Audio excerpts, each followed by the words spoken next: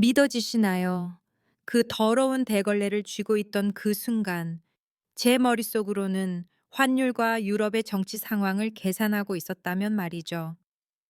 솔직히 말해서 인생은 때때로 정말이지 우스꽝스러울 정도로 우리를 조롱하곤 합니다. 그해 저는 29살이었습니다. 사람들이 흔히 불안정한 나이라고들 하지만 당시 저에게 그 나이는 단순히 불안한 정도가 아니라 인생의 바닥을 친 시기였습니다. 저는 이서연입니다. 겉보기에는 한남동의 거대한 저택에서 묵묵히 일하는 가정부일 뿐이었습니다. 매일 제 일과는 바닥에 고개를 숙이고 이곳에 부유한 사람들이 남긴 얼룩을 닦아내는 것이었습니다. 그들은 저를, 아니 정확히 말하면 저를 훑어볼 때마다 마치 움직이는 가구인 양 취급했습니다. 하지만 아시나요? 그 꼬질꼬질한 외모와 칙칙한 회색 유니폼 뒤에는 저만의 비밀이 있었습니다. 저는 5개 국어를 구사할 줄 압니다. 단순히 안녕하세요, 감사합니다 정도를 떠듬거리는 수준이 아닙니다. 저는 영어, 중국어, 일본어, 프랑스어, 그리고 독일어에 능통합니다. 국제학을 전공했고 강당에서 빛나던 시절도 있었으며 한때는 외교 무대를 누비거나 적어도 다국적 기업의 고위 전문가가 되는 꿈을 꾸기도 했습니다. 하지만 현실을 보세요. 현실은 제 뺨을 아주 아프게 후려쳤습니다. 생계 때문에, 그리고 차마 여기서 다 말할 수 없는 가족의 빚더미 때문에 저는 대학 졸업장을 장롱 깊숙이 묻어두고 대걸레를 잡아야 했습니다. 벌써 3년이 되었습니다. 3년 동안 저는 그림자처럼 살았습니다. 좁디 좁은 가정부 방에 누워 밤마다 스스로에게 묻곤 했습니다. 서연아, 너는 무엇을 위해 그렇게 힘들게 공부했니? 쓰레기를 분리수거하고 변기를 닦으려고. 정말 쓰라린 심정이었죠. 제가 일하는 곳은 박도준 회장의 저택입니다. 그는 글로벌 그룹의 회장으로 수만 명의 생사 여탈권을 쥐고 있는 사람입니다. 올해 55세 권위와 오만이 가득한 나이죠. 드라마에 나오는 전형적인 졸부 스타일을 상상하시면 되겠지만 그는 그보다 더 최악입니다. 그는 대화할 때 직원의 눈을 절대 똑바로 쳐다보지 않습니다. 언제나 위에서 아래로 내려다보는데 그 눈빛은 상대방의 가난을 발가벗기는 듯합니다. 특히 저 같은 가정부들은 노골적으로 무시하죠. 한 번은 컵을 탁자에 조금 세게 내려놓았다고, 마치 제가 천인공노할 범죄라도 저지른 것처럼 쳐다본 적도 있습니다. 하지만 그날 아침, 그 운명의 아침은 집안 분위기가 평소와 완전히 달랐습니다. 저는 2층 계단을 닦고 있었습니다. 손에는 젖은 걸레를 들고 있었지만 귀는 아래층의 혼란스러운 소리에 쏠려 있었습니다. 평소에는 발소리조차 크게 내지 못할 정도로 고요한 집안이었는데 오늘은 하이힐 굽 소리가 유난히 다급하게 울려 퍼졌습니다. 최 비서 통역사하고는 연락됐어. 박 회장의 목소리가 들려왔습니다. 짜증과 초조함이 역력했습니다. 저는 난간 틈으로 아래를 힐끔 내려다 보았습니다. 언제나 완벽한 모습으로 나타나던 아름답고 깐깐한 최지은 비서의 얼굴이 사색이 되어 있었습니다. 그녀는 손가락 마디가 하얗게 질릴 정도로 전화기를 꽉 쥐고 있었습니다. 그녀가 그렇게 당황하는 모습은 처음 봤습니다. 죄송합니다, 회장님. 그분이 갑자기 위독해서 응급실에 실려가는 바람에 올 수 없다고 합니다. 그녀의 목소리가 떨렸습니다. 뭐라고? 회장의 고함 소리에 저는 놀라서 물동이를 놓칠 뻔했습니다. 독일 투자자들이 도착하기까지 2시간밖에 안 남았어. 이런 중요한 회의를 앞두고 일을 이따위로 처리해 나를 죽일 셈이야. 분위기는 팽팽한 활시위 같았습니다. 회장이 얼굴을 붉히며 이리저리 왔다 갔다 하는 것이 보였습니다. 장난이 아니었습니다. 오늘 독일에서 VIP 손님들이 온다는 건 저도 알고 있었습니다. 일주일 내내 온 집안이 그들을 맞이할 준비로 난리였으니까요. 바로 그때 문이 벌컥 열리며 한 남자가 급히 들어왔습니다. 비서실의 강민혁 부장이었습니다. 그는 이 저택에서 드물게 예의 바르고 침착한 태도를 가진 사람이었습니다. 저 같은 가정부에게도 마주칠 때마다 고개 숙여 인사해주곤 했죠. 하지만 오늘만큼은 그의 이마에도 식은땀이 맺혀 있었습니다. 회장님, 통역회사란 회사는 다 연락해 봤지만 시간이 너무 촉박해서 2시간 안에 재무 전문 고위급 통역사를 구할 수 있는 곳이 아무도 없답니다. 그 말을 들은 박 회장은 바람 빠진 풍선처럼 값비싼 가죽 소파에 털썩 주저앉으며 이마를 감싸 쥐었습니다. 그럼 어쩌란 말이야. 응, 100억 원짜리 계약이야. 100억이라고 말이 안 통하는데 어떻게 협상을 해? 손짓 발짓이라도 하란 거야. 그는 절망에 빠져 소리쳤습니다. 넓은 거실은 쥐 죽은 듯 조용해졌습니다.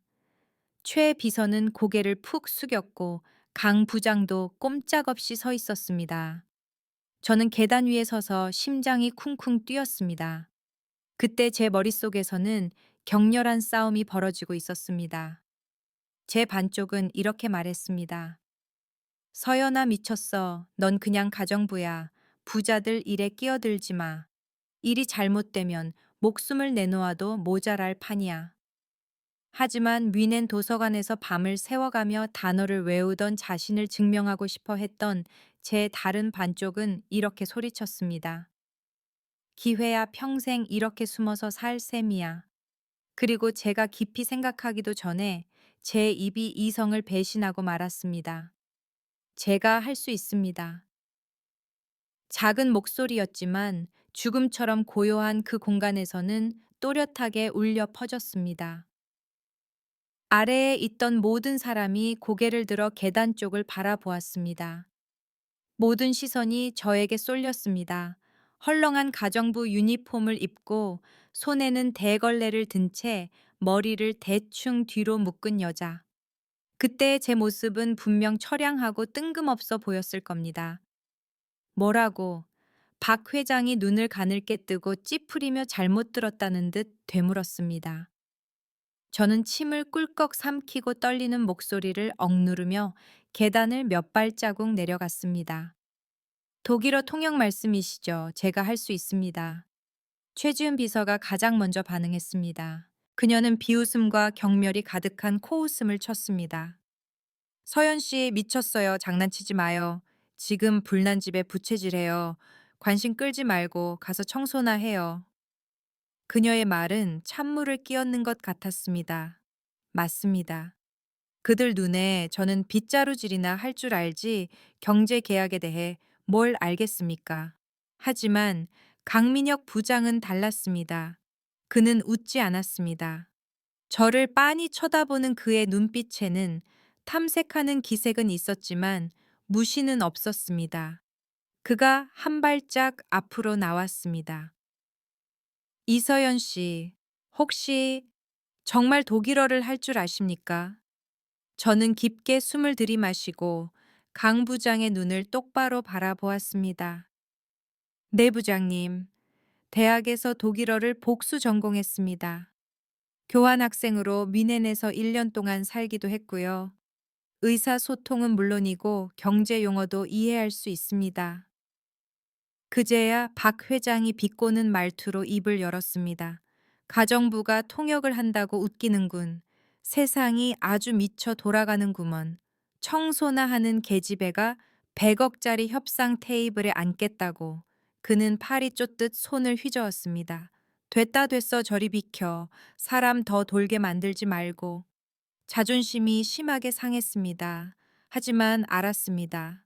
지금 등을 돌리면 저는 영원히 청소하는 아이 이서연으로 남게 될 것이라는 걸요.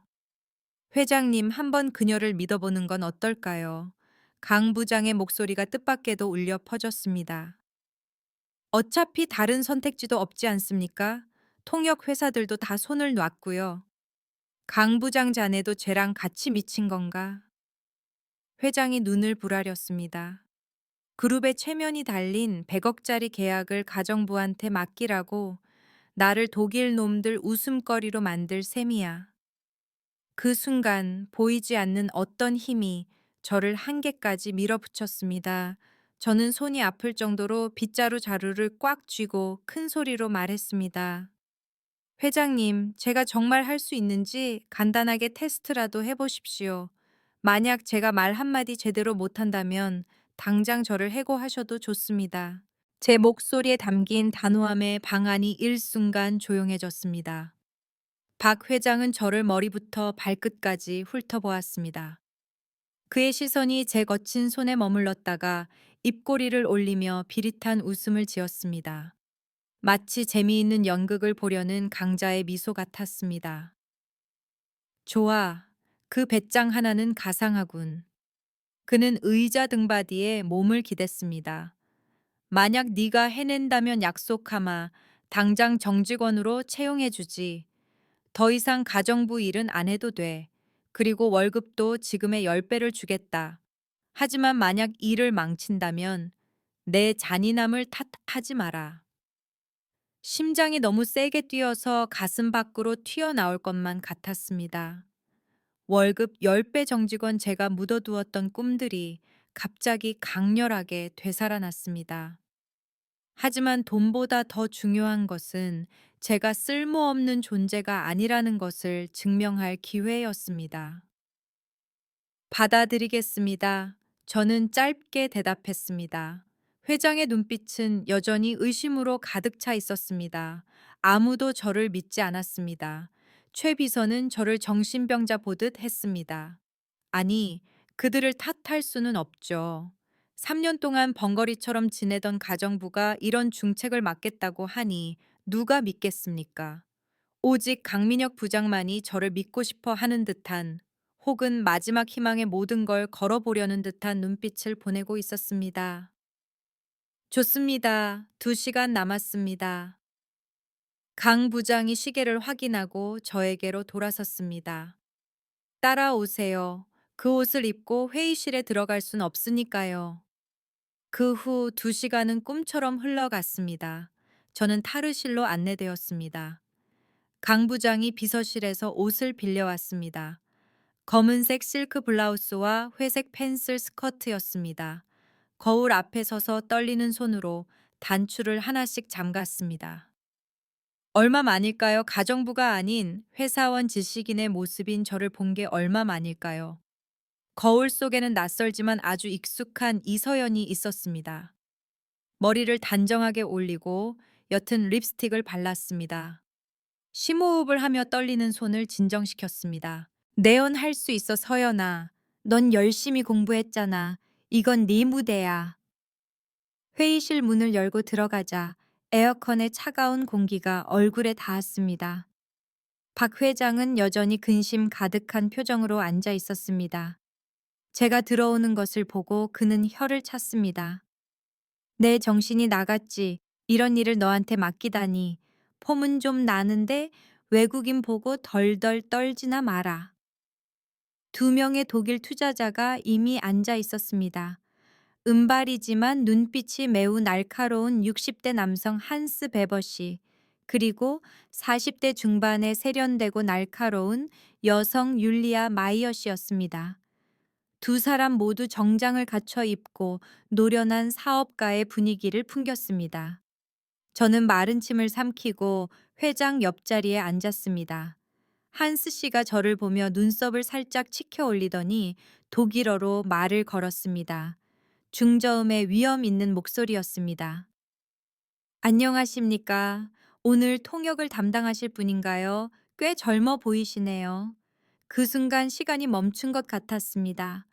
그의 독일어가 들려오자 너무나 익숙해서 눈물이 날 뻔했습니다. 뮌헨에서의 나날들 추운 겨울밤 공부하던 기억들이 한꺼번에 밀려왔습니다. 저는 깊게 숨을 들이마셔 모든 두려움을 밀어내고 부드럽게 미소 지으며 제가 가진 가장 정확한 독일어로 대답했습니다. 네, 안녕하십니까? 한스님. 저는 이서연입니다. 오늘 이 중요한 만남의 통역을 맡게 되었습니다. 한스님과 율리아님을 돕게 되어 영광입니다. 제 입에서 독일어가 물 흐르듯 숨 쉬듯 자연스럽게 흘러나왔습니다. 막힘도 없었고 억양도 원어민처럼 정확했습니다. 옆에 앉아있던 박 회장이 깜짝 놀라 움찔했습니다. 그는 눈을 동그랗게 뜨고 저를 쳐다봤습니다. 제 발음이 이렇게까지 들어줄 만할 줄은 몰랐던 모양입니다. 방구석에 서 있던 최 비서도 입을 딱 벌리고 있었습니다. 율리아 씨가 만족스러운 표정으로 미소 지었습니다. 오, 독일어 실력이 정말 좋으시네요. 외국인 억양이 전혀 없어요. 어디서 배우셨나요? 뮌헨에서 1년 동안 공부했고 하이델베르크 대학에서 언어학을 전공했습니다. 저는 겸손하지만 자신감 있게 대답했습니다. 하이델베르크 대학이라는 말에 두 사람은 서로를 바라보며 고개를 끄덕였습니다. 유서 깊은 명문대라는 그 타이틀은 제 능력에 대한 모든 의심을 지우기에 충분했습니다. 인상적이군요. 한스 씨가 고개를 끄덕였습니다. 박 회장은 독일어를 알아듣지 못했지만 손님들의 태도를 보고 어느 정도 짐작한 듯 했습니다. 그는 헛기침하며 짐짓 위험을 되찾으려 했습니다. 좋아, 그럼 이제 본론으로 들어가자고 전에 회의가 시작되었습니다. 한스 씨는 애둘러 말하지 않고 바로 비즈니스 문제로 들어갔습니다. 복잡한 수치 투자 조건, 수많은 금융 전문 용어가 쏟아져 나왔습니다. 저희 회사는 1단계로 5년에 걸쳐 한국 시장에 300억 원을 투자할 계획입니다. 단 전제 조건은 최신 ESO 표준에 따른 기술 이전 로드맵과 품질 관리 시스템에 대한 절대적인 보장입니다. 저는 고도로 집중했습니다. 뇌가 전력을 다해 돌아갔습니다.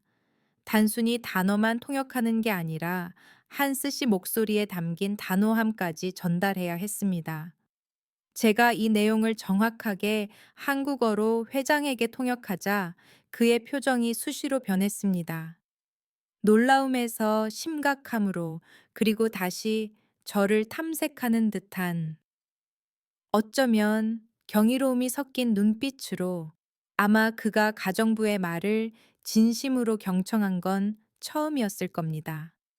하지만 진짜 시험은 이제부터였습니다. 율리아 씨가 두꺼운 서류 뭉치를 넘기며 복잡한 재무 구조에 대해 설명하기 시작했습니다. 그녀의 목소리는 빠르고 날카로웠습니다.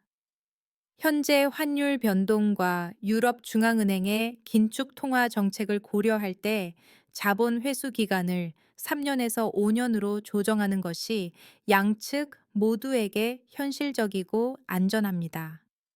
이 문장은 매우 까다로웠습니다. 만약 직역한다면 회장은 그들이 시간을 끌려고 하거나 재정 능력이 부족하다고 오해할 수 있었습니다. 회장을 힐끔 보니 미간을 찌푸리며 긴장하고 있었습니다. 저는 직역하지 않기로 했습니다. 한국 비즈니스계에서 자주 쓰는 용어로 다듬어 그가 쉽게 이해하면서도 원래 의미를 유지하도록 했습니다. 회장님, 율리아님 말씀은 현재 유럽의 통화 정책 등 재무 상황에 약간의 변동이 있다는 뜻입니다. 자금 흐름의 안전을 위해 자본 회수 기간을 3년에서 5년으로 조금 늦추는 것을 제안하고 있습니다. 이는 현재 상황에서 리스크를 방지하기 위한 합리적인 방안입니다. 회장이 고개를 끄덕였습니다. 아, 그런 건가? 알겠어. 합리적이군. 이전의 기계적인 통역사들과 일할 때보다 훨씬 이해하기 쉬워하는 것 같았습니다. 하지만 시련은 거기서 끝나지 않았습니다. 한스 씨가 갑자기 책상 위에 손을 얹고 제 눈을 똑바로 쳐다보며 곤란한 질문을 던졌습니다. 이서연 씨, 현재 한국 정부의 외국인 직접 투자 FDI 기업에 대한 규제 정책을 어떻게 평가하십니까? 특히 법규에 명시되지 않은 보이지 않는 장벽이 있는지 궁금하군요. 이것은 치명적인 질문이었습니다. 단순한 통역의 범위를 훨씬 벗어나는 것이었죠. 그는 제 개인적인 의견을 묻거나 저를 고문으로 대우하고 있었습니다. 만약 제가 잘못 대답하면 협상을 망칠 수 있습니다. 만약 회장에게 그대로 통역만 한다면 한스 씨는 저를 생각할 줄 모르는 사람으로 볼 것입니다. 잠시 망설였습니다. 식은땀이 등줄기를 타고 흘렀습니다. 하지만 저는 제가 배운 것들 독일인들의 솔직함을 떠올렸습니다. 정보를 현명하게 전달하기로 결심했습니다. 회장님, 저는 박 회장에게 돌아서서 말했습니다. 한스님께서는 한국의 실제 투자 환경, 특히 외국인 투자 규제에 대해 더 깊이 알고 싶어 하십니다. 혹시 존재할지 모를 장벽들에 대해 우리 측에 솔직한 약속이나 공유를 원하고 계십니다. 회장이 정부의 우대 정책에 대해 답변하는 동안 저는 통역을 하면서 교묘하게 문화적 배경을 덧붙여 한스 씨가 더 잘 이해할 수 있도록 도왔습니다. 독일인은 투명성을 좋아하고 아시아인들의 애둘러 말하는 방식을 싫어합니다. 저는 그 간격을 좁혔습니다. 회의가 막바지로 갈수록 분위기는 점점 부드러워졌습니다. 한스 씨의 어깨가 내려가고 편안해지는 것이 보였습니다. 율리아 씨도 저에게 자주 미소를 보였습니다. 통역사님, 정말 훌륭하시네요. 율리아 씨가 갑자기 저에게 직접 독일어로 말했습니다. 눈이 반짝였습니다. 독일과 한국의 문화적 차이까지 고려해서 설명해 주시니 이해하기 쉽고 신뢰가 갑니다. 이렇게 할 수 있는 사람은 드물어요. 그 순간 가슴이 뜨거워졌습니다. 정말 오랜만에 느껴보는 벅찬 자부심이었습니다. 칭찬 때문이 아니라 제가 해냈다는 사실 때문이었습니다. 저는 쓸모없는 사람이 아니었습니다. 2시간 넘게 이어진 긴장된 회의가 끝났습니다. 양측은 일어나 악수했습니다. 한스 씨가 크게 웃었습니다. 다음 주에 상세 계약서 초안을 보내겠습니다. 오늘 정말 훌륭한 미팅이었습니다. 문으로 나가면서 한스 씨는 양복 주머니에서 명함을 꺼내 저에게 건넸습니다. 이서연 씨, 프리랜서 통역은 안 하십니까? 다음에 한국에 오면 또 도움을 받고 싶군요. 일하시는 방식이 아주 프로페셔널합니다. 저는 고개를 숙여 감사하며 두 손으로 명함을 받았습니다. 네, 감사합니다. 저에게도 영광입니다. 투자자들을 배웅하고 회의실 문이 닫혔습니다. 넓은 방은 갑자기 무서울 정도로 조용해졌습니다. 박 회장은 의자에 털썩 주저앉아 넥타이를 느슨하게 풀고 안도의 한숨을 길게 내쉬었습니다. 그러고는 저를 빤히 쳐다봤습니다. 그 눈빛은 아주 묘했습니다. 더 이상 경멸도 위에서 내려다보는 시선도 아니었습니다. 그는 할 말을 잃은 듯 했습니다. 아까 저를 비웃던 최지은 비서는 이제 구석에 서서 속삭였습니다. 이서연 씨, 진짜 대단하네. 상상도 못했어. 강민혁 부장은 진지한 눈빛으로 어딘가 존경심이 담긴 눈빛으로 저를 보고 있었습니다. 그에게서 처음 보는 표정이었습니다. 마침내 박 회장이 입을 열었습니다. 목소리가 낮게 깔렸습니다. 이서연 씨, 네 회장님, 자네 정말 우리 집 가정부가 맞나? 네, 맞습니다. 여기서 일한 지 3년 됐습니다. 그럼 왜 그가 책상을 내리쳤습니다. 왜 지금까지 그런 능력을 숨기고 있었어? 자네 같은 실력을 갖춘 사람이 왜 이런 데서 허드렛일이나 하고 있냔 말이야. 그 질문 앞에 말문이 막혔습니다. 제 인생의 쓴맛을 어떻게 말 몇 마디로 다 설명할 수 있겠습니까? 지난 3년의 시간, 욕을 먹던 순간들, 부엌에서 찬밥을 급히 먹던 순간들, 짓밟힌 꿈들, 모든 것이 주마등처럼 스쳐 지나갔습니다. 회장님, 제 목소리가 조금 떨렸습니다. 기회가 없었으니까요. 그리고 삶이 때로는 우리에게 많은 선택지를 주지 않기도 하니까요. 짧은 대답이었지만 그 속에는 수많은 사연이 담겨 있었습니다. 눈시울이 뜨거워졌습니다. 박 회장은 잠시 생각하더니 단호하게 고개를 끄덕였습니다. 좋아. 남자가 한 말을 번복할 순 없지. 약속대로 내일부터 청소는 안 해도 돼. 자네를 비서실 정직원으로 발령 내도록 하지. 월급은 10배. 자넨 그럴 자격이 있어. 그 말을 듣자 눈물이 왈칵 쏟아질 것 같았습니다. 소리내어 울지 않으려고 입술을 꽉 깨물었습니다. 드디어 어둠이 걷히는 걸까요? 감사합니다, 회장님. 최선을 다하겠습니다. 사람들이 일을 처리하러 흩어졌습니다. 저는 멍하니 서 있었습니다. 강민혁 부장이 다가와 물 한 컵을 건넸습니다. 서연 씨 축하해요. 오늘 정말 잘했습니다. 감사합니다, 강 부장님. 믿어주신 덕분이에요. 그가 저를 보는데 눈빛이 갑자기 날카롭고 의미심장하게 변했습니다. 그런데 서연 씨 궁금한 게 하나 있어요. 네, 말씀하세요. 이 기회가 정말 우연히 왔다고 생각해요. 그 통역사가 하필 막판에 갑자기 아팠던 거 말이에요. 그의 질문에 저는 멈칫했습니다. 무슨 뜻일까요? 그의 눈을 보니 깊은 의구심이 서려 있었습니다. 오늘 사건 뒤에 뭔가 숨겨진 의도가 있는 걸까요? 사실 이 모든 일이 우연이 아닐까요? 아니면 누군가 꾸민 일일까요? 그리고 강 부장은 왜 저에게 그런 질문을 했을까요? 등골이 오싹해졌습니다. 빛을 향해 문을 하나 넘었다고 생각했는데 아무래도 훨씬 더 위험하고 복잡한 미로에 발을 들인 것 같았습니다. 예기치 못한 문제들이 제 앞에 기다리고 있었습니다. 이건 단지 시작일 뿐이었습니다. 다음 날 아침 8시 회사에 들어서는 기분은 참으로 묘했습니다. 여전히 같은 정문 같은 고층 빌딩 돈 냄새 진동하는 한남동의 공기였지만 제 마음가짐은 완전히 달랐습니다. 어제는 뒷문으로 청소 도구 가방을 들고 들어왔지만 오늘은 정문으로 제 사진이 박힌 사원증을 목에 걸고 들어왔습니다. 저는 통역보조 Assistant Interpreter로 정식 발령을 받았습니다. 제 책상은 권력이 집중된 비서실 안에 배치되었습니다. 솔직히 말해서 창가 구석에 붙은 아주 작은 책상이었지만 어제만 해도 화장실 바닥을 무릎 꿇고 닦던 저에게는 왕좌나 다름없었습니다. 차가운 나무 책상 위를 손으로 쓸어 보았습니다.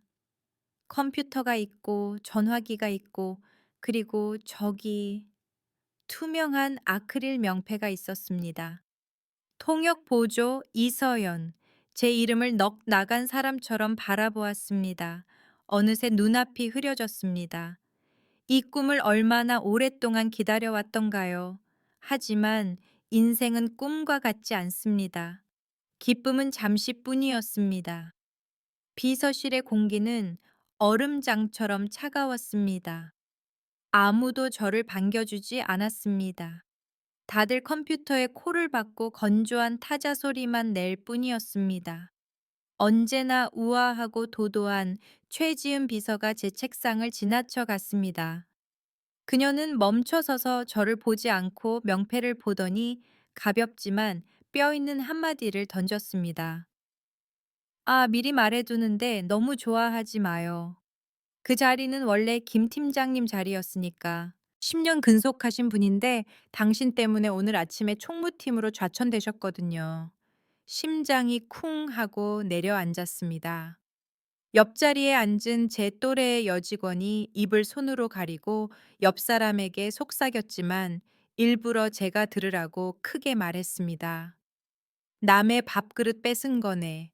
실력도 없으면서 운 좋아서 들어온 주제에 그런 거였군요.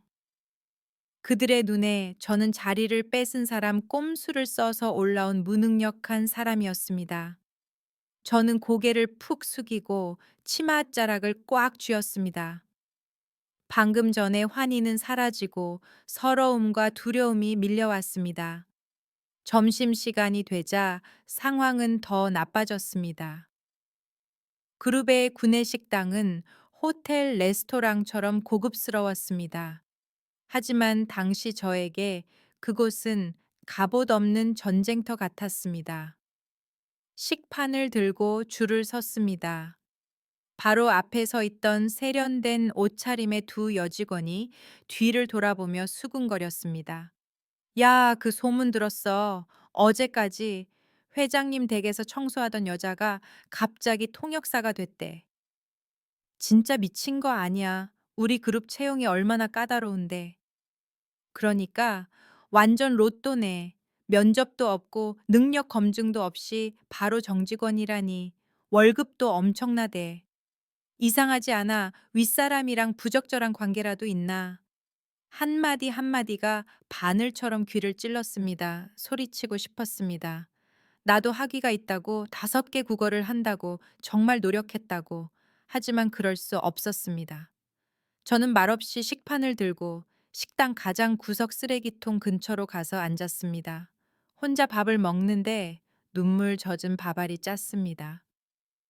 수백 명 사이에 혼자 남겨진 기분을 느껴본 적 있나요? 딱 그 기분이었습니다. 갑자기 제 식탁 위로 그림자가 드리워졌습니다. 서연 씨 괜찮아요. 놀라서 고개를 들었습니다. 강민혁 부장이었습니다. 그는 식판을 내려놓고 마치 우리가 오랜 동료인 것처럼 자연스럽게 맞은편에 앉았습니다. 네, 네 부장님 괜찮습니다. 저는 황급히 눈가를 닦았습니다. 강 부장은 주위를 둘러보며 호기심 어린 시선들이 우리 쪽으로 쏠리는 것을 보고는 작게 한숨을 쉬었습니다. 신경 쓰지 마요. 처음엔 다 그래요. 사람들은 원래 이해할 수 없는 것을 두려워하고 질투하니까요. 시간이 지나서 서연 씨가 능력을 증명하면 다 괜찮아질 겁니다. 그의 중저음 목소리가 메마른 제 영혼에 시원한 물줄기처럼 닿았습니다. 감사합니다, 부장님. 하지만 평화는 오래가지 않았습니다. 최지은이 커피잔을 들고 느긋하게 우리 테이블로 다가왔습니다. 그녀는 제 초라한 식판을 보고 비웃음을 흘렸습니다. 강 부장님, 오늘 오후 3시에 중국 파트너와 중요한 회의 있는 거 아시죠? 통역회사 중국어 담당자가 갑자기 일이 생겼다네요. 이제 어쩌죠? 뻔했습니다. 통역회사가 바쁠 리 없습니다. 일부러 저를 궁지로 몰아넣으려는 상황을 만든 겁니다. 이서연 씨 서류에 중국어 가능하다고 되어 있더군요. 강 부장은 동요하지 않고 차분하게 대답했습니다. 최지은은 의미심장한 미소를 지었습니다. 눈빛이 날카로웠습니다. 아, 그래요. 잘 됐네요. 그런데 부장님, 오늘 파트너는 베이징과 상하이에서 온 분들이라 까다롭기로 유명하잖아요. 오늘은 어제보다 훨씬 어려운 시험이 될 거예요. 서연 씨 감당할 수 있겠어요? 아니면 제가 다른 사람 부를까요? 그녀는 저를 도발하고 있었습니다. 만약 거절하면 저는 무능함을 인정하는 꼴이 됩니다. 저는 젓가락을 내려놓고 그녀의 눈을 똑바로 쳐다봤습니다.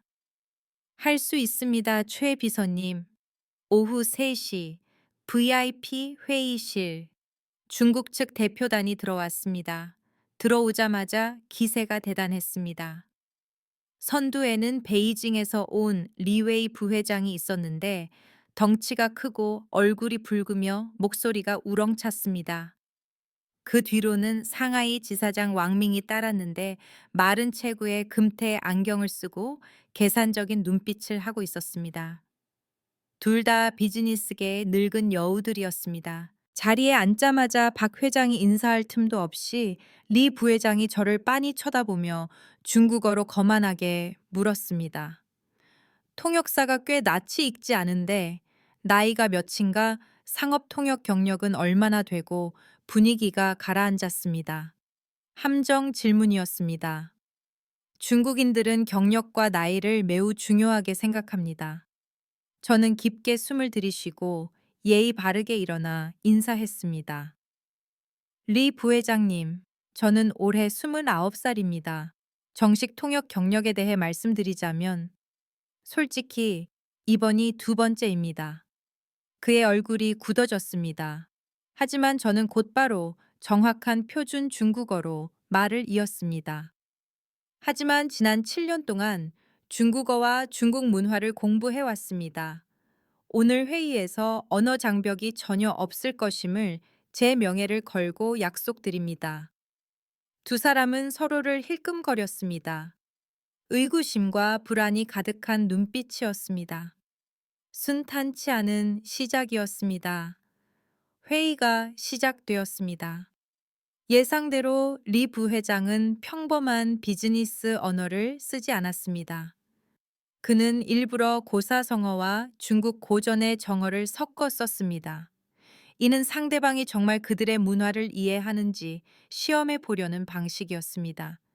이번 전략에 대해서는 리 부회장이 책상을 두드리며 말했습니다. 우리는 36개의 상책을 쓰려고 하네. 내가 보기에 현재 한국 시장은 불이포혈 언드코자, 부루 후괴 옌드 후지, 호랑이 굴에 들어가지 않고 어찌 호랑이 새끼를 얻겠느냐의 정신이 필요해. 박 회장은 멍하니 저를 쳐다봤습니다. 만약 제가 호랑이 굴에 들어가서 호랑이를 잡는다라고 통역하면 그는 무슨 소리인지 이해하지 못하고 우스꽝스럽게 생각할 것입니다. 제 머리가 빠르게 돌아갔습니다.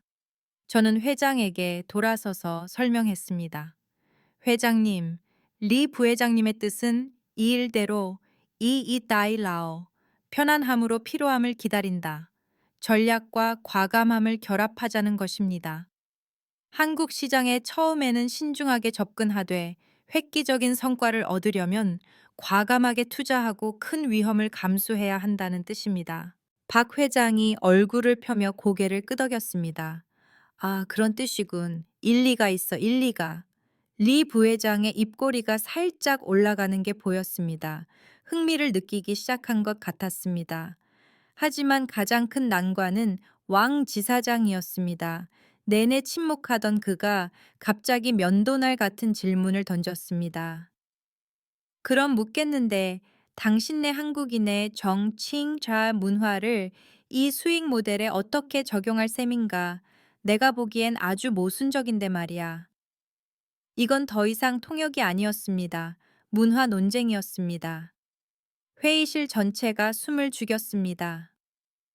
최지은은 구석에서 팔짱을 끼고 재미있는 구경거리를 기다리는 표정이었습니다. 저는 딱 3초간 생각한 뒤 차분하게 미소 지으며 중국어로 대답했습니다. 왕 지사장님, 아주 깊이 있는 질문입니다.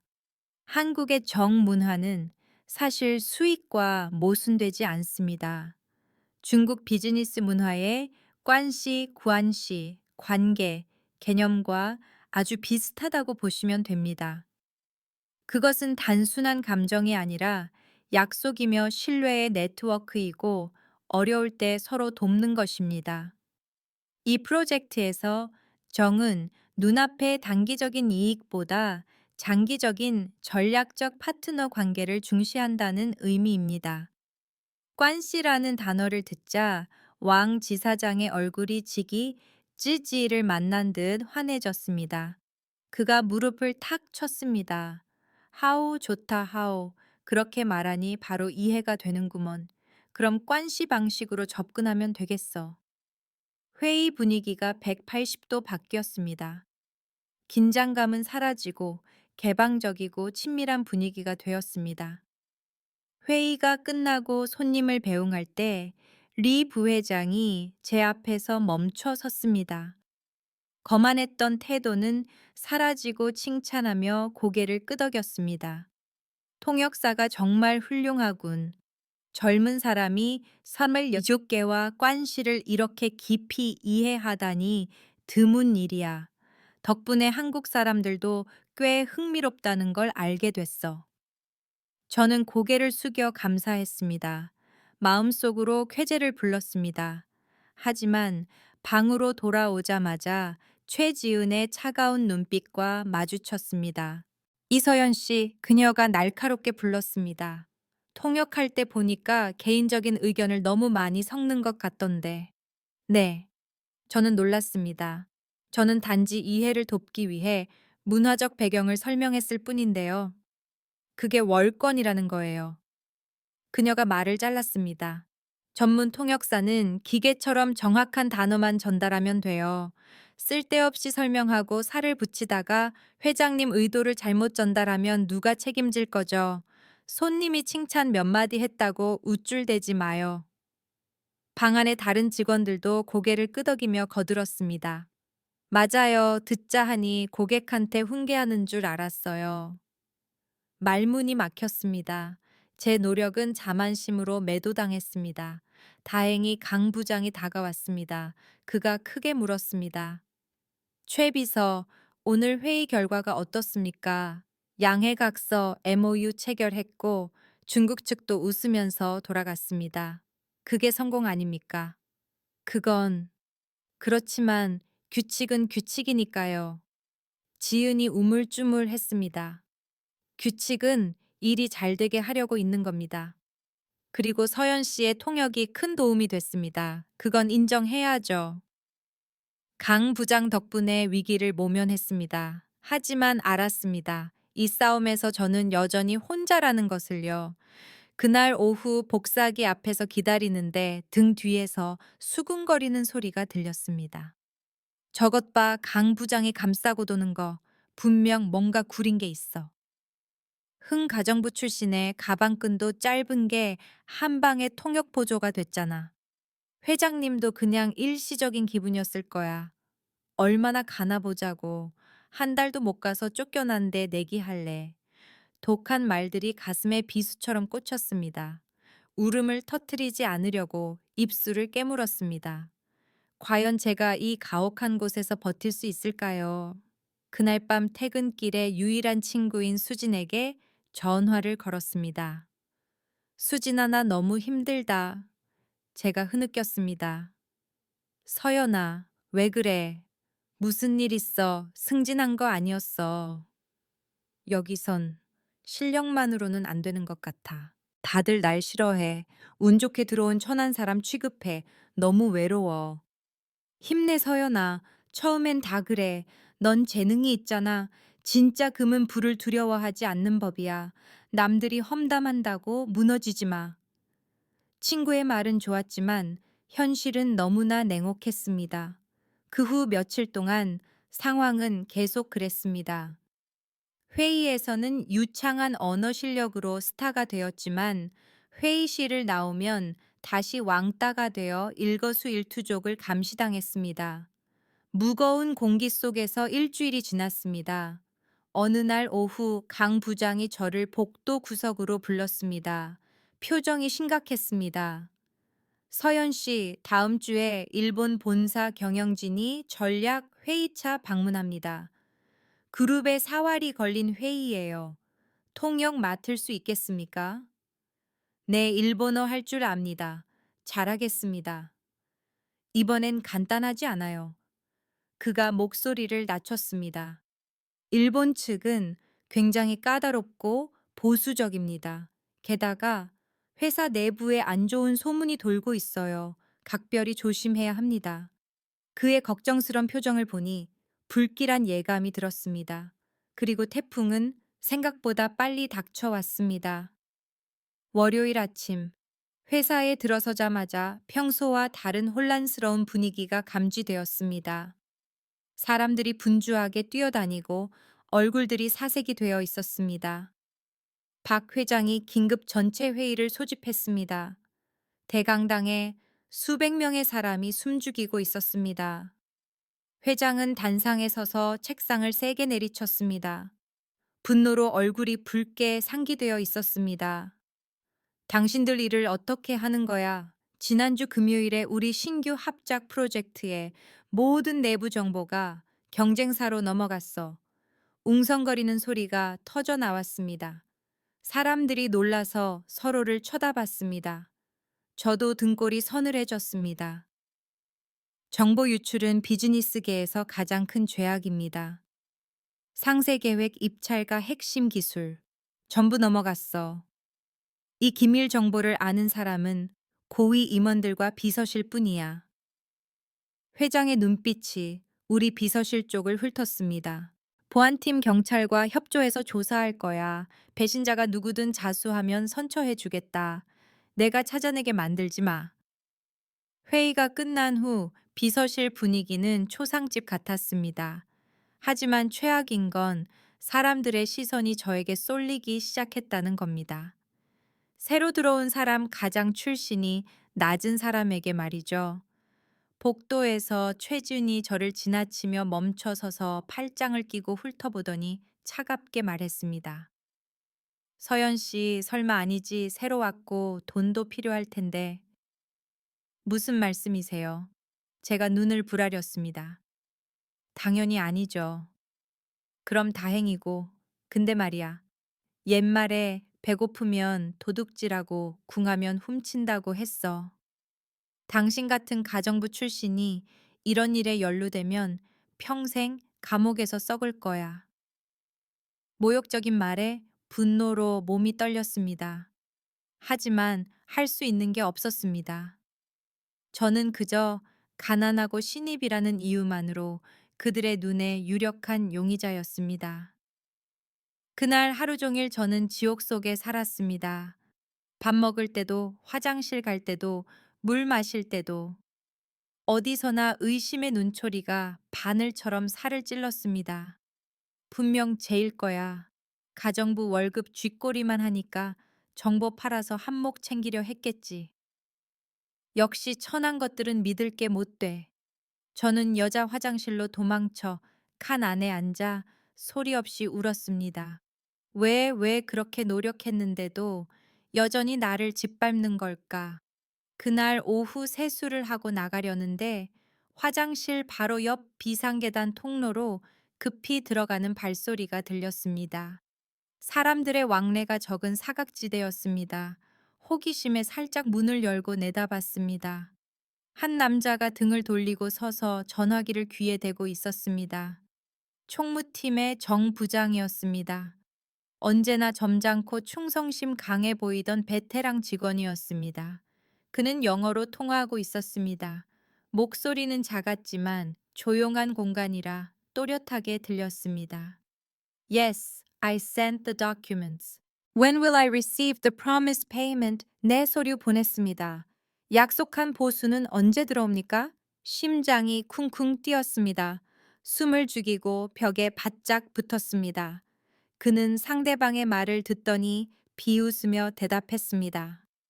Don't worry, the meeting with Japan next week will be cancelled anyway. We submitted the proposal first. 개옥정 마세요. 어차피 다음 주 일본과의 회의는 취소될 겁니다. 우리가 제안서를 먼저 냈으니까요. 세상에 이게 진상이었습니다. 정 부장이 바로 내부 스파이였습니다. 그는 전화를 끊고 주위를 살피더니 급히 사라졌습니다. 그가 안 보일 때까지 기다렸다가 숨을 몰아쉬었습니다. 손발이 후들거렸습니다. 어떻게 해야 하죠? 회장님께 바로 알릴까요? 안 됩니다. 아무도 저를 믿지 않을 겁니다. 죄를 뒤집어 씌우려고 모함한다고 생각할 겁니다. 증거가 필요했습니다. 저는 강 부장을 찾아 뛰어갔습니다. 지금 믿을 수 있는 사람은 그뿐이었습니다. 부장님, 정말 중요한 사활이 걸린 문제입니다. 그를 빈 회의실로 끌고 가 숨을 헐떡이며 말했습니다. 제 이야기를 듣고 강 부장의 얼굴색이 변했습니다. 그가 미간을 찌푸렸습니다. 서연 씨 확실해요. 정 부장은 여기서 20년 일한 사람이에요. 회장님의 측근이라고요. 맹세해요. 똑똑히 들었어요. 영어로 보수를 요구했어요. 일본 회의 취소에 대해서도 말했고요. 강 부장은 왔다 갔다 하며 생각에 잠겼습니다. 이건 매우 심각한 문제입니다. 만약 허위 신고라면 저나 서연 씨나 끝장이에요. 확실한 증거가 필요합니다. 제게 맡겨주세요. 제가 단호하게 말했습니다. 그 사람은 회사에 외국어 잘하는 사람이 별로 없다고 생각해서 그렇게 대놓고 통화한 거예요. 제가 그를 감시하겠습니다. 전 여러 언어를 아니까 그가 무슨 말을 하든 알아들을 수 있어요. 강 부장이 신뢰 가득한 눈빛으로 저를 보았습니다. 좋습니다. 조심해요, 서연 씨. 다음 날부터 저는 탐정이 되었습니다. 점심시간마다 몰래 정 부장을 미행했습니다. 그는 교활해서 통화할 때마다 비상계단이나 옥상으로 갔고 계속 언어를 바꿨습니다. 수요일 오후 그는 중국어로 통화했습니다. 저는 옥상 철문 뒤에 숨어 전화기 녹음 기능을 켰습니다. 기술 정보가 더 필요하면 언제든 연락해. 하지만 이번엔 값을 더 쳐줘야겠어. 중국어로 하면 아무도 모를 줄 알았나 봅니다. 큰 착각이죠. 목요일 그는 이번엔 다른 연락책과 독일어로 통화했습니다. 다음 프로젝트 정보는 준비되는 대로 바로 보낼게. 계좌 준비해놔. 독일어, 제가 가장 좋아하는 언어가 그의 더러운 짓을 위한 도구가 되었습니다. 저는 전부 녹음하고 명확하게 번역해서 종이에 적었습니다. 목요일 오후 저와 강 부장은 모든 녹음 파일과 번역본을 들고 회장실로 갔습니다. 박 회장은 녹음 테이프를 다 듣고 나서 얼굴이 붉어졌다가 보라색으로 다시 실망과 분노로 하얗게 질렸습니다.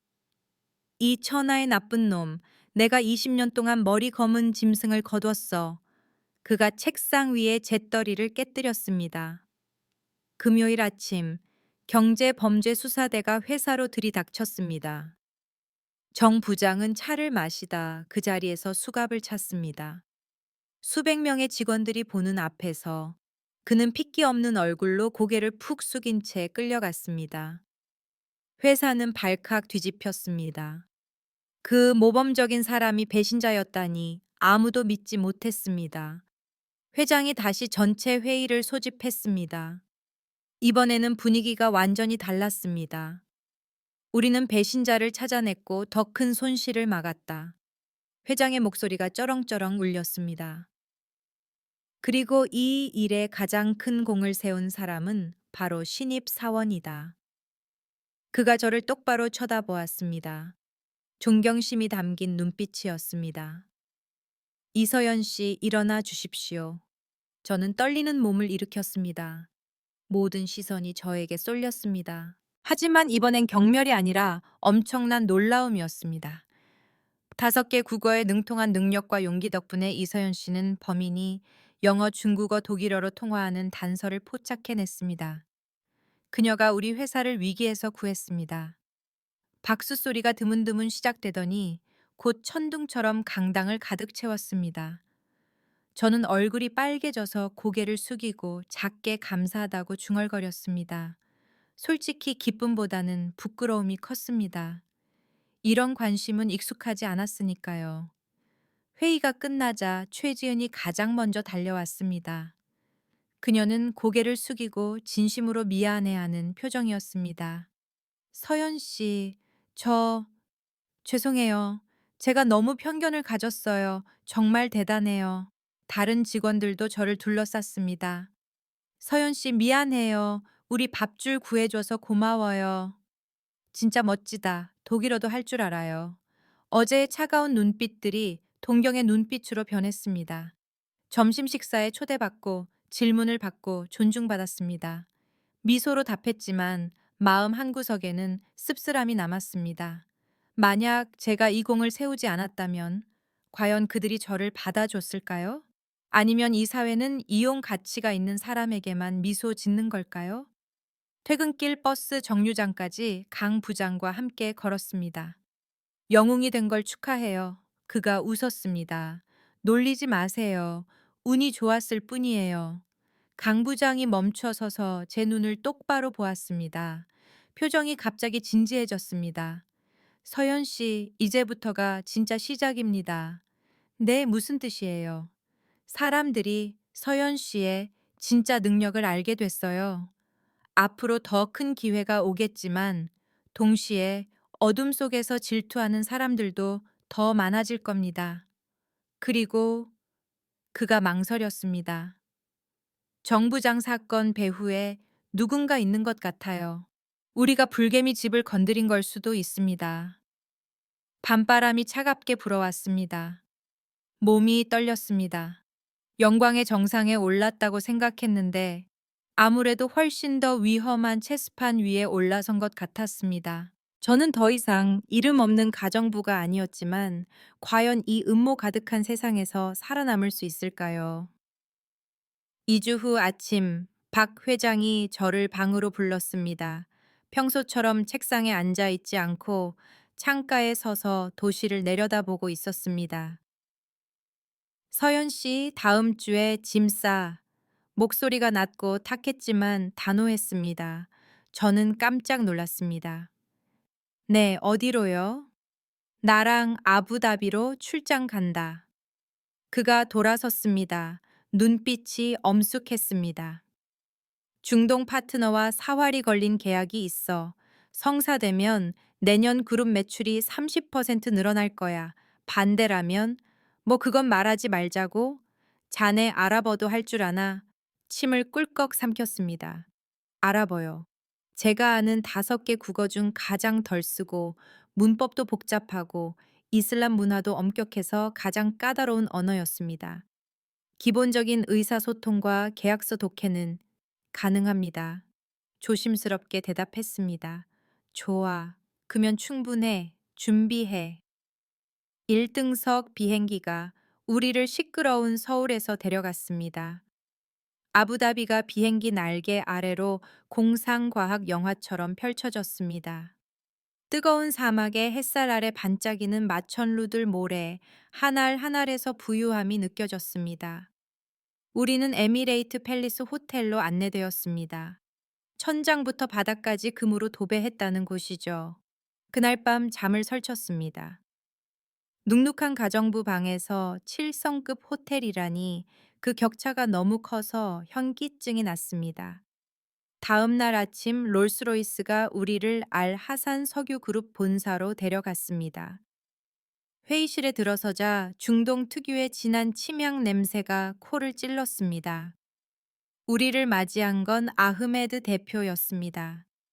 턱수염이 위험 있게 자랐고 하얀 서브 타우비를 입은 중년 남성이었습니다. 옆에는 눈매가 칼처럼 날카로운 파리드 이사가 있었습니다. 아부다비에 오신 걸 환영합니다. 여독이 풀리셨길 바랍니다. 아흐메드 대표가 아랍어로 호탕하게 인사했습니다. 저는 심호흡을 하고 한 발짝 나아가 이슬람 예법대로 오른손을 왼쪽 가슴에 얹고 제가 할 수 있는 가장 유창한 아랍어로 대답했습니다. 아스 살라무 알라이쿰, 당신에게 평화가 깃들기를. 아흐메드님과 파리드님을 뵙게 되어 영광입니다. 이렇게 환대해 주셔서 깊이 감사드립니다. 두 사람은 멈칫했습니다. 눈이 동그랗게 커졌습니다. 이곳에서는 여성이 중요한 협상 자리에 잘 나오지 않는데 하물며 아시아 여성이 그들의 모국어를 이렇게 정중하게 구사하니 놀랄 수밖에요. 오, 아흐메드 대표가 미소 지었습니다. 아랍어를 꽤 잘하는군. 앉으시오, 앉으시오. 회의는 놀라울 정도로 순조롭게 시작되었습니다. 조항들을 하나하나 검토했습니다. 하지만 인생은 꿈 같지 않죠. 이익 분배와 기술 이전 부분에 이르자 분위기가 순식간에 얼어붙었습니다. 파리드 이사가 서류를 책상에 내던지며 빠르고 격한 아랍어로 쏘아붙였습니다. 박 회장이 무슨 일인지 몰라 걱정스럽게 저를 쳐다봤습니다. 제가 통역했습니다. 회장님, 저쪽에서 조항 7002가 그들에게 모욕적이라고 합니다. 모욕. 박 회장이 당황했습니다. 왜 우리가 최신 기술을 제공하겠다고 한 건데? 저는 한국 측이 기술을 과시하려는 게 아니라 협력하려는 것이라고 오해를 풀려고 했지만 파리드 이사는 점점 더 화를 냈습니다. 그는 한국 측이 자신들을 기술 능력 없는 물주로만 취급해서 그렇게 까다로운 통제 조항을 넣었다고 생각했습니다. 우린 당신들 돈 필요 없어. 우리는 존중을 원한다고 파리드가 소리쳤습니다. 분위기가 싸늘해졌습니다. 매출 30%짜리 계약이 물거품이 될 위기였습니다. 박 회장은 이마에 땀을 닦으며 저에게 구조 신호를 보냈습니다. 서연 씨, 어떻게 좀 해봐. 진짜 문제가 뭔지 알겠어. 눈을 감고 중동 문화에 대해 배운 것들을 기억해냈습니다. 아랍인들은 체면 페이스과 개인적 관계를 문서보다 더 중요하게 여깁니다. 서구나 동아시아처럼 돈 내고 물건 받는 식의 냉정함을 싫어합니다. 회장님, 제가 속삭였습니다. 10분만 휴식 시간을 요청해도 될까요? 휴식 시간 동안 다들 차와 대추야자를 먹고 있을 때 저는 용기를 내어 창밖을 보며 불만스런 표정을 짓고 있는 아흐메드 대표에게 다가갔습니다.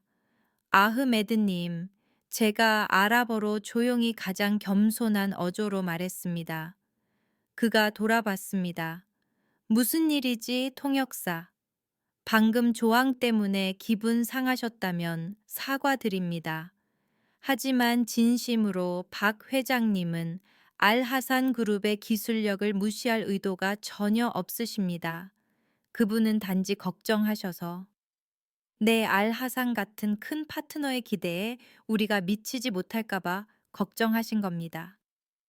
저는 개념을 살짝 바꿨습니다. 통제를 걱정과 겸손으로 바꾼 것이죠. 그게 무슨 소리야? 아흐메드가 미간을 찌푸렸습니다. 네, 그 조항은 사실 윈윈을 위한 겁니다. 저희는 함께 성장하고 싶고, 알하산을 단순한 파트너가 아니라 형제로 생각합니다. 한국에서는 그걸 정칭이라고 부르는데 아랍인들의 환대 문화와 비슷합니다. 아흐메드 대표의 표정이 풀어졌습니다. 그가 수염을 쓰다듬었습니다. 그런 거였군. 형제라면 이해할 수 있지. 저는 박 회장에게 빨리 돌아가 말했습니다. 회장님, 다시 들어가면 숫자 얘기는 하지 마세요. 그들을 칭찬하세요. 그들의 역사와 비전을 존경한다고 하세요. 그리고 제일 중요한 건 동등한 파트너라는 말을 쓰세요. 박 회장이 지푸라기라도 잡는 심정으로 고개를 끄덕였습니다. 회의가 재개되자 박 회장이 일어나 감동적인 목소리로 말했습니다. 아흐메드님, 계약 이야기를 하기 전에 알하산이 이 땅에 이룩한 것들에 깊은 경의를 표하고 싶습니다. 우리는 가르치러 온 게 아니라 배우고 함께 길을 가기 위해 왔습니다. 저는 그 말을 통역하며 아랍어 특유의 정중하고 화려한 수사들을 덧붙였습니다. 아까까지 공격적이던 파리드 이사가 고개를 끄덕였습니다. 조하 한국 친구들이 아주 말이 통하는군. 계약은 그 자리에서 체결되었습니다. 박수 소리가 울려 퍼졌습니다. 아흐메드 대표가 제 손을 꽉 잡았습니다. 젊은 아가씨, 당신 덕분에 우리가 좋은 친구를 놓치지 않았소. 알라의 축복이 있기를. 바로 다음 날 현지 언론에 체결식 뉴스가 났습니다. 작은 기사 제목에 이렇게 적혀 있었습니다. 한국의 소프트 파워, 두 문화를 연결한 여성 통역사. 신문에 실린 제 작은 사진을 보며 얼굴이 화끈거렸지만 가슴은 자부심으로 벅차올랐습니다. 귀국하는 비행기 안에서 박 회장이 와인을 주문하고 저에게 말했습니다. 서연 씨, 솔직히 말해서 자네 아니었으면 이 건 다 망쳤어. 내가 큰 빚을 졌네. 과찬이십니다, 회장님. 운이 좋았을 뿐이에요. 아니야, 실력이야. 이제부터 비서실의 대외 업무는 자네가 전담해. 난 자네 말고는 아무도 안 믿어. 비행기 창밖을 내다보았습니다. 하얀 구름이 몽실몽실 떠 있는 게 제 미래 같았습니다. 무시당하던 가정부에서 이제 1000m 상공을 날며 권력의 중심부로 들어가는 약속을 받았습니다. 제 인생의 페이지가 넘어간 줄 알았습니다. 하지만 착각이었습니다. 인천공항에 발을 딛자마자 공기가 무섭게 변했습니다. 다음 날 출근하니 싸늘한 기운이 감돌았습니다. 비행기에서 저를 극찬하던 박 회장이 갑자기 저를 피했습니다. 복도에서 마주쳐도 건성으로 고개만 까닥하고는 눈을 피하며 지나갔습니다. 비서실 사람들은 저를 외계 생명체 보듯 했습니다. 제가 들어가자 웃음소리가 뚝 끊겼습니다. 최지은이 다가와 제 책상에 서류 뭉치를 툭 던지며 비웃었습니다. 서연 씨 중동에서 유명 인사 되셨다며 신문에도 나고. 그냥 짤막한 기사였어요, 최 비서님. 어머, 겸손하기도 해라. 근데 말이야, 그녀가 제 귀에 대고 속삭였습니다. 소문이란 게 참 빠르거든. 조심해요. 그러다 크게 다쳐. 무슨 소문요? 그게 당신이랑 회장님 말이야. 남녀가 단둘이 먼 곳으로 출장 가고 그렇게 친밀하게 굴고 사람들이 당신 실력이 아니라 몸으로 올라갔다고들 하더라고. 얼굴로 피가 쏠렸습니다. 말 조심하세요. 그건 모함이에요. 어머, 난 그냥 들은 대로 말해준 것 뿐이야. 그녀는 어깨를 으쓱하며 가버렸고 저는 멍하니 서 있었습니다. 점심시간 아무와도 마주치기 싫어 화장실에 숨었습니다. 하지만 거기서도 편치 않았습니다. 밖에서 손을 씻는 두 여직원의 목소리가 들려왔습니다. 그 이서연이란 여자 원래 회장님 댁 가정부였다며. 응, 그때부터 꼬리 쳤겠지. 그러니까 예쁨 받고 해외 데려가서 놀고 와서는 승진하고 완전 부려우네. 귀를 막았습니다. 눈물이 솟구쳤습니다. 왜 여자들은 서로에게 이렇게 잔인할까요? 왜 내 노력을 인정하지 않고 그런 더러운 오명을 씌우는 걸까요? 유일하게 믿었던 강 부장조차 거리를 두기 시작했습니다. 점심도 같이 먹자고 하지 않았고, 대화도 조심스러워 했습니다. 서연 씨, 당분간 조심하는 게 좋겠어요. 상황이 좀 예민합니다. 그는 짧게 말하고는 누가 볼세라 급히 자리를 떴습니다. 그리고 제가 가장 두려워하던 일이 일어났습니다. 회장이 저를 방으로 불렀습니다. 앉으라는 말도 차도 없었습니다. 그는 등을 돌린 채 차갑게 말했습니다. 서연 씨, 요즘 회사에 자네에 대한 안 좋은 소문이 많아. 회장님, 그건 낭설입니다. 아시잖아요. 제가 항변했습니다. 낭설이고 아니고는 중요하지 않아. 중요한 건 내 명예와 그룹에 영향을 준다는 거지. 그가 돌아섰습니다. 눈빛이 차가웠습니다. 자네가 본분을 너무 넘어선 것 같군. 자네 출신을 잊었나. 숨이 멎을 것 같았습니다. 그 말은 비수처럼 심장을 찔렀습니다. 회장님, 그게 무슨 말씀이세요? 이제부터 중요 회의에서는 빠져. 그냥 사무 업무나 보고 번역이나 해. 그리고 내 눈앞에 덜 뛰도록 해. 회장실을 나오는데 영혼이 빠져나간 것 같았습니다. 결국 저는 체스 말일 뿐이었습니다.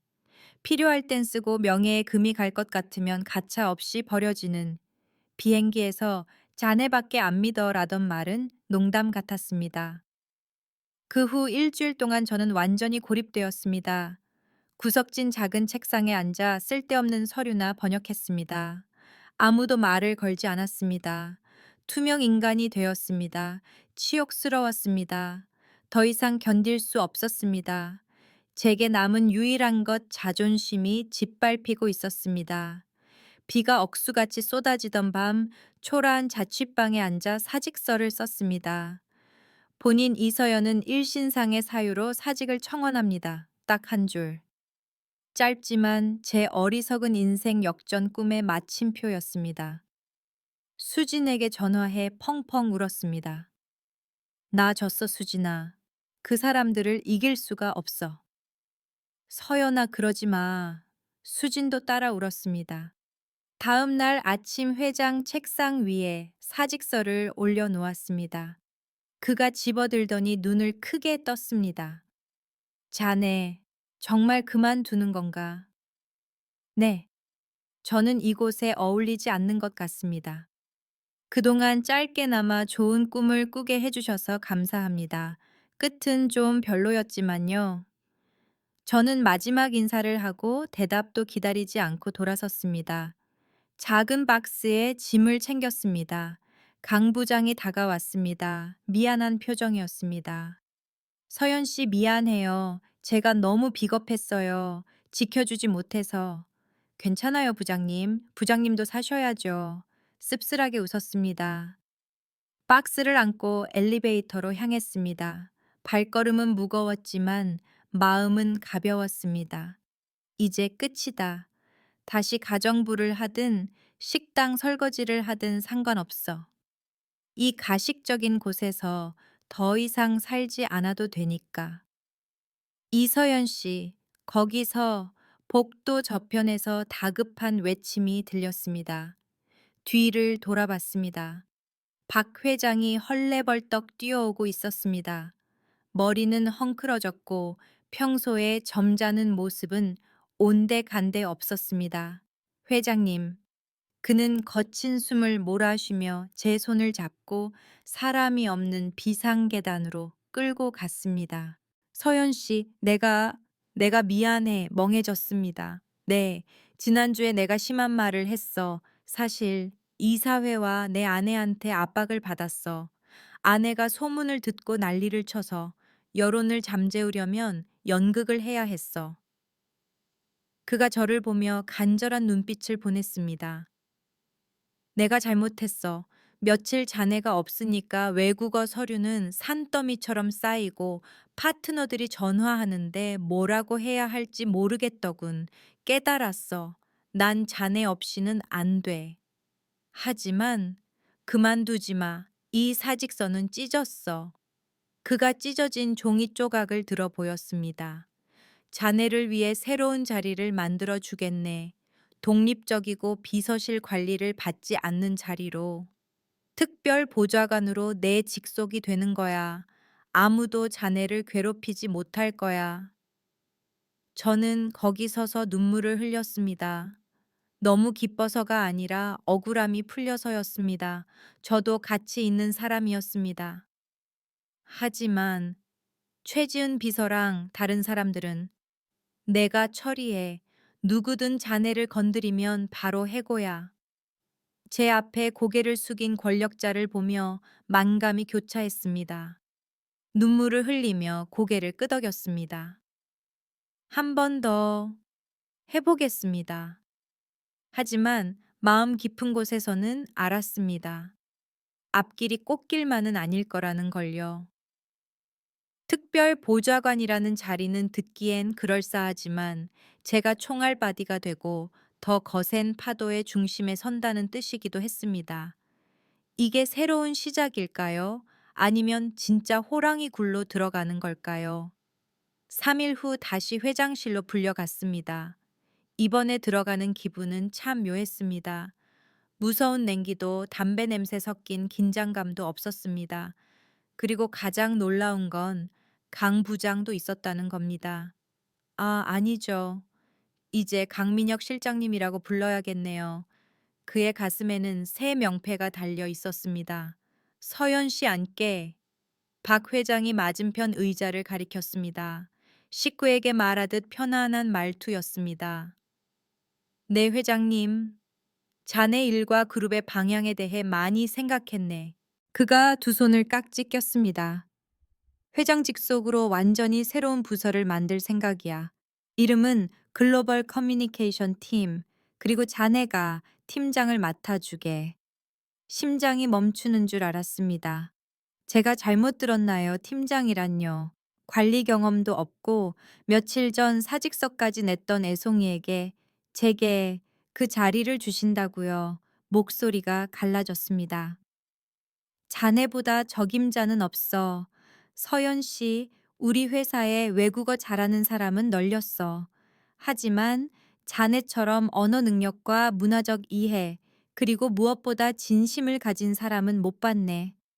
강 실장이 미소 지었습니다. 숨길 수 없는 자부심이 눈에 서려 있었습니다. 서연 씨 축하해요. 제가 회장님께 건의했습니다. 충분히 자격 있어요. 저는 고개를 숙이고 치맛자락을 꽉 쥐었습니다. 솔직히 말해서 기쁨보다 두려움이 더 컸습니다. 또 질투를 받을까봐, 사람들이 꼬투리를 잡을까봐, 이 큰 기대를 감당 못할까봐 무서웠습니다.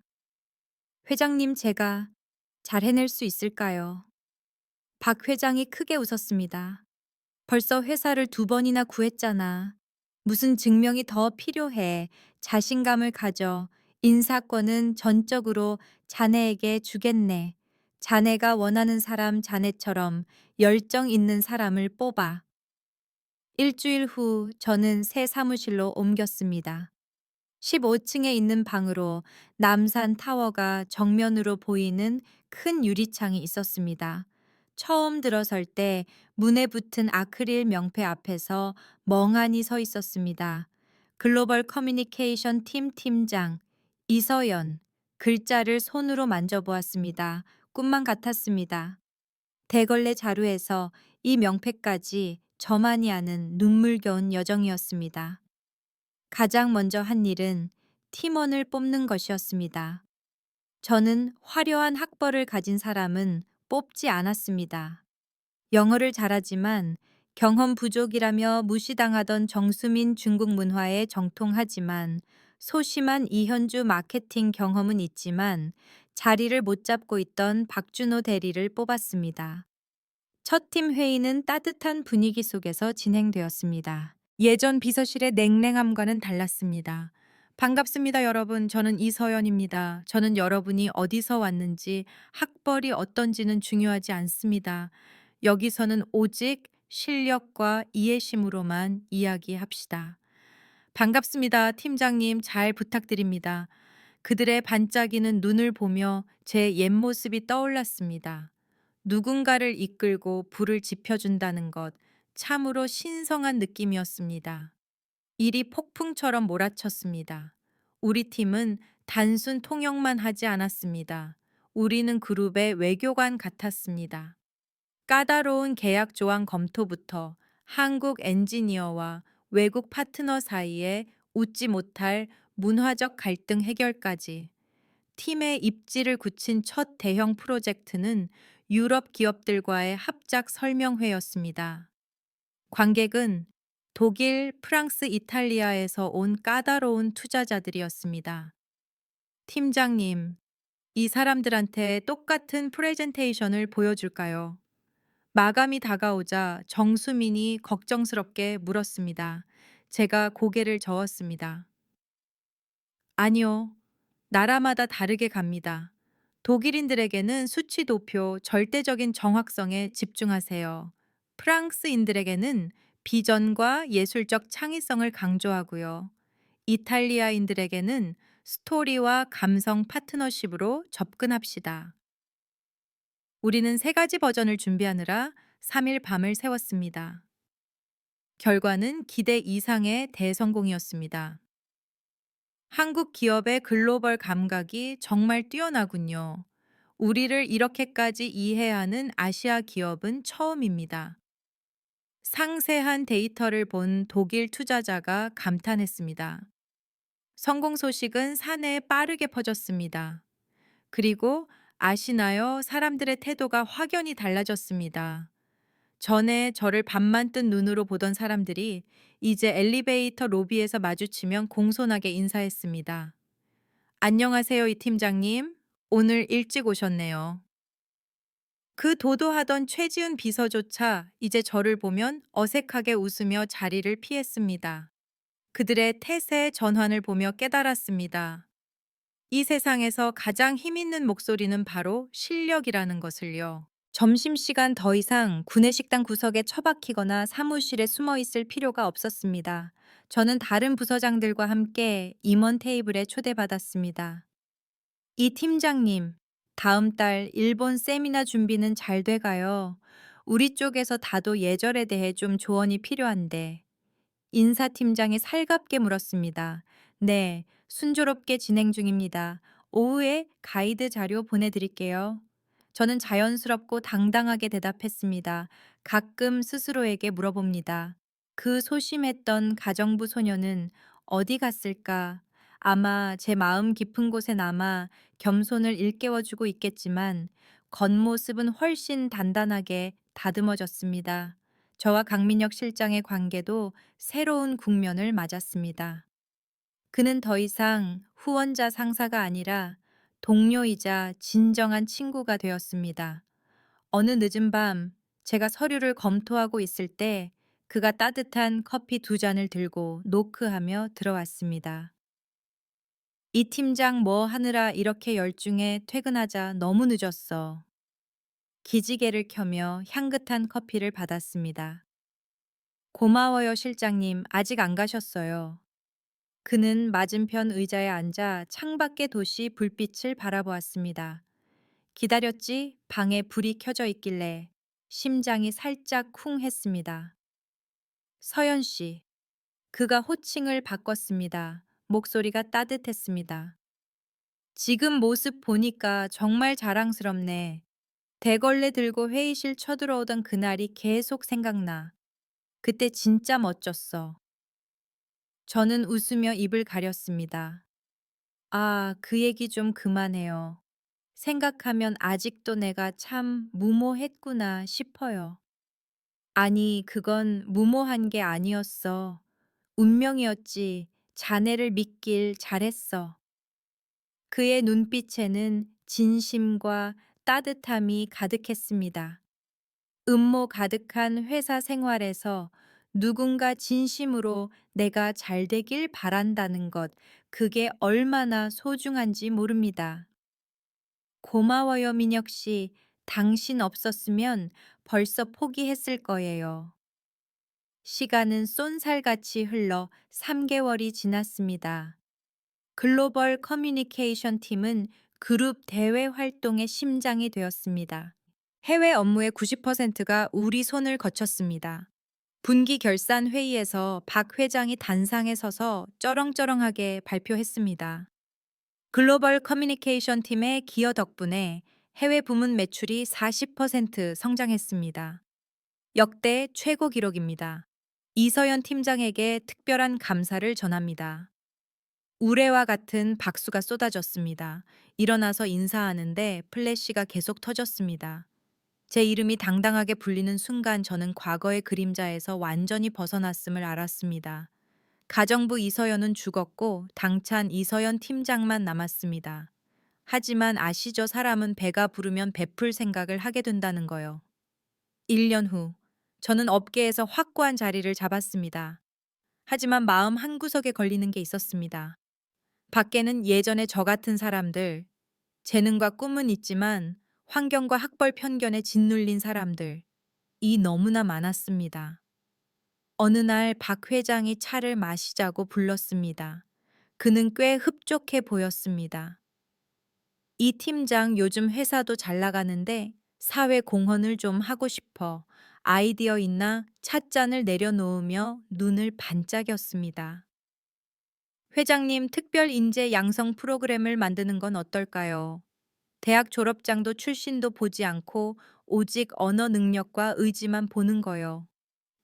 박 회장이 저를 빤히 보더니 단박에 고개를 끄덕였습니다. 좋은 생각이야, 자네 이야기랑 똑같구먼. 이름은 뭘로 하지? 드림 브리지, 드림 브리지 어떨까요? 그렇게 드림 브리지 프로그램이 탄생했습니다.